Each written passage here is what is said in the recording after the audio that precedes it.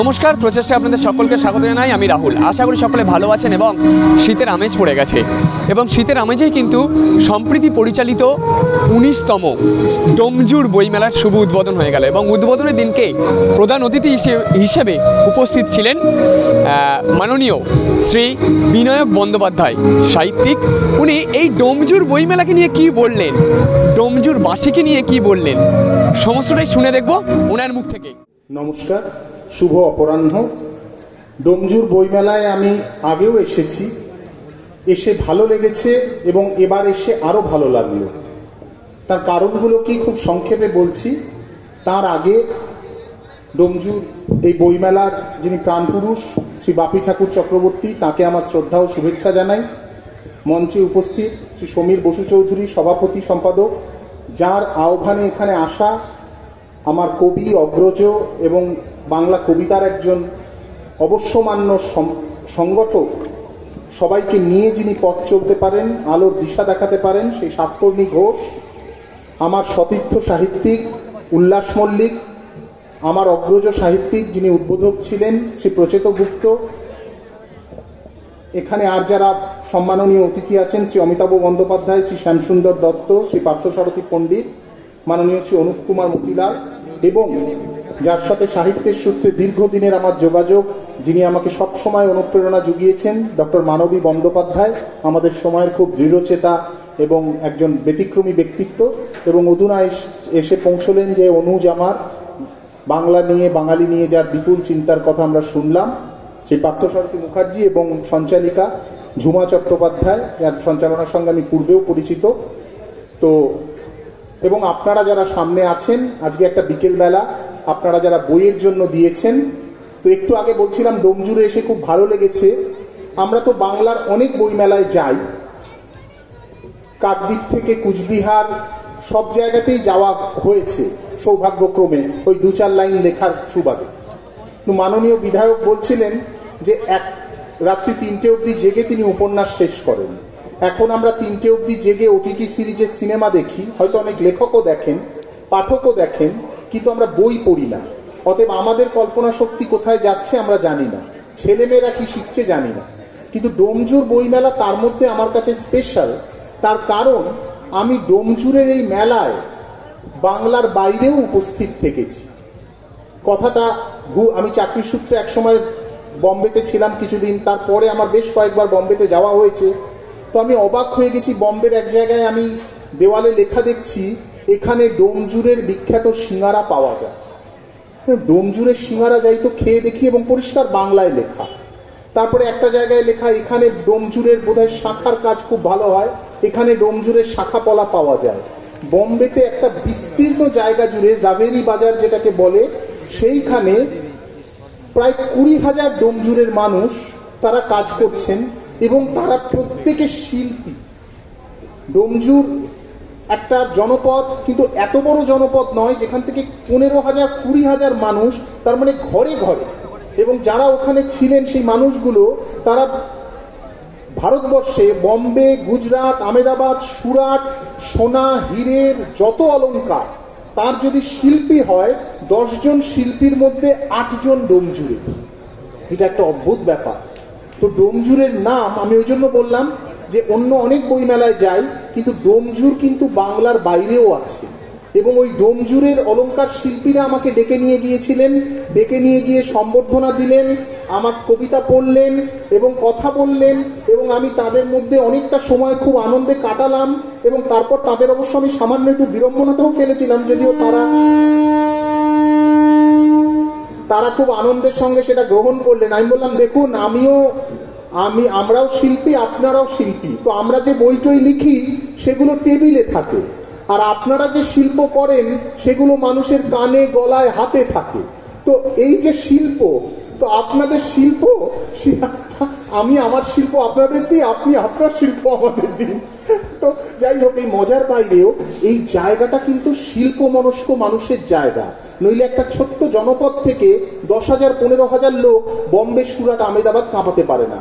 কিন্তু সেই জায়গাটা দেখার পাশাপাশি একটা জায়গায় একটা স্বপ্ন জাগ্রত হয়, কোথাও একটু মন খারাপ হয়, মনে হয় যে ওই রকম একটা হাব, একটা ওই শিল্প তালুক, অলংকার শিল্পের একটা বিরাট বড় জোন বম্বেতে, গুজরাট, সুরাটে, আহমেদাবাদে যদি হতে পারে, তাহলে ডোমজুরের মানুষেরা ডোমজুরে কেন করতে পারবেন না? এইটা আমার একটা খুব আশার কথা, মানে আমার স্বপ্নের কথা আমি বলেছিলাম। এই ডোমজুরের একজন ব্যবসায়ী সনদ নবোজ্জা বলে, তার প্রায় 500 কোটি টাকার হীরের ব্যবসা বম্বেতে। তা আমি ওনাকে বলেছিলাম আপনি একটু ডোমজুরে একটা শুরু করুন না। উনি আর আরেকজন দুজন মিলে করেন, সনদ দে আর সনদ নবোজ্জা। তো আমার অবাক লাগলো, ওনারা দুজন বললেন যে দাদা আমি ক্লাস 8 অবধি পড়েছি, আমার পার্টনার ক্লাস 5 অবধি পড়েছে, কিন্তু আমরা দুজন মিলে যে ব্যবসাটা করছি এখন সেটা 800 কোটি টাকা, এবং সেখানে ডোমজুরের অন্তত 3000 ছেলে কাজ করে। তো আমি বললাম, অনুরোধ করলাম যে আপনারা ডোমজুরেও এরকম একটা আপনাদের এই করুন না এই ব্যাপারটা, তাহলে বাংলার ছেলেদের বাংলার ভেতরেই চাকরি হবে, বাংলার মেয়েদের হবে। তো এই জায়গাতে আমি আসতে পেরে আমি খুব আনন্দিত। বইমেলা আগেও আমি এসেছি, পরেও আসছি। বলবেন বই কেন পড়বো, এখন তো সবই বিনোদন হাতের কাছে আছে। তো বই কেন পড়বো প্রশ্নটা খুব সহজ একটা উত্তর আছে, সেটা হচ্ছে আমরা বাবা মাকে বাবা মা বলে কেন ডাকবো? আমরা তো সেলিব্রিটিদের বাবা মা বলে ডাকতে পারি না। আমার বাবার চেয়ে অমিতাভ বচ্চনকে দেখতে অনেক সুন্দর, আমার মায়ের চেয়ে হেমা মালিনীকে দেখতে অনেক সুন্দর। আমি তো অমিতাভ বচ্চনকে বাবা আর হেমা মালিনীকে মা ডাকতে পারি না, বাবা মাকেই বাবা মা বলে ডাকতে হবে। তো তেমনি আমি যে একজন বাঙালি, আমার যে ভাষায় রবীন্দ্রনাথ থেকে, শরৎচন্দ্র থেকে, বিভূতিভূষণ থেকে, তারাশঙ্কর থেকে, মানিক বন্দ্যোপাধ্যায় থেকে, শীর্ষেন্দু, সুনীল সবাই আছেন, এইটা জানার জন্য তো আমাদের বাংলা বই পড়তে হবে। আমরা কিভাবে কথা বলবো এটা জানার জন্য তো আমাদের বাংলা বই পড়তে হবে। তো ডোমজুর বইমেলাতে এই মুহূর্তে সামনে অনেকগুলো চেয়ার ফাঁকা দেখছি, কিন্তু একদিন দুদিন পরে এই চেয়ারগুলো ভর্তি থাকবে। এবং আপনারা আজকের যে বাংলা সাহিত্য, যে সাহিত্য প্রচিতগুপ্ত লিখছেন, উল্লাস মল্লিক লিখছেন, আমিও লেখার চেষ্টা করছি, আপনারা দেখবেন, আপনারা পড়বেন। আমার বিশ্বাস আজকের বাংলা সাহিত্যও আপনাদের হতাশ করবে না। যুগের সঙ্গে অনেক পরিবর্তন ঘটে, কিন্তু যুগের সঙ্গে তাল মিলিয়ে নতুনকে গ্রহণ করা বা তাকে ভেতরে নেওয়াটাই আমার মনে হয় সাহিত্য। আপনাদের সবাইকে আমার কুর্নিশ, আপনারা এসেছেন, আমি আর কথা বাড়াবো না। আমি আমার ছোট্ট একটি কবিতা বলে শেষ করব। যে সময়টা আমাদের ছিল, যে সময়টা আমরা হারিয়ে ফেলেছি, কিন্তু যে সময়টা আমরা সবাই মিস করি, তো সেই সময়টার ওপর একটা লেখা কবিতা মনে আছে। কবিতাটার নাম ঠোঁটের নিচে তিল ছিল, রেখার সঙ্গে মিল ছিল। যে সময়ের গল্প তখন পাড়ায় পাড়ায় ঝিল ছিল। ABCD ব্লক ছিল, ব্লক লেভেলে ছক ছিল, কিন্তু আমার সত্যি বলতে একটু বেশি ধক ছিল। রিপাবলিক ডে ম্যাচ ছিল, স্লিপে কঠিন ক্যাচ ছিল। কোন স্কুল জানতুম না, নীল শাড়ি লাল ব্যাগ ছিল। ধার খেলে ধার শোধ ছিল, মান অপমান বোধ ছিল। কমলা লেবু কম তাতে কি, অনেক অনেক রোদ ছিল। একটু মোটা চাল ছিল, লঙ্কাতে খুব ঝাল ছিল। মরে যাওয়ার পর জানলাম 9 টাকা নকশাল ছিল। অনুরোধের গান ছিল, দয়ালু মাস্তান ছিল। দুনিয়া লাল হলুদ, আমার মা মোহন বাগান ছিল। নমস্কার, ভালো থাকবেন সবাইকে। ডোমজুর বইমেলা।